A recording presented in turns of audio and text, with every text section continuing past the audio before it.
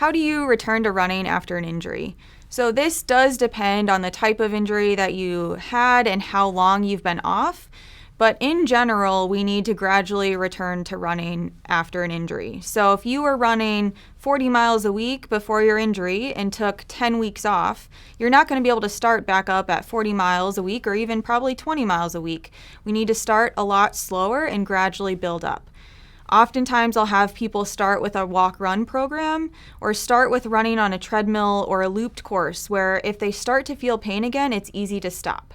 The last thing we want to do is say we're going for a mile or a 2-mile run and you're a mile or a half mile away and it starts to hurt. And then how do you get back to where you need to be?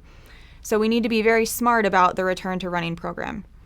Sometimes we can utilize other treadmills called the anti-gravity treadmill or the Ultra-G treadmill, which takes off some of the body weight and allows us to run a little bit farther initially and helps us build up endurance.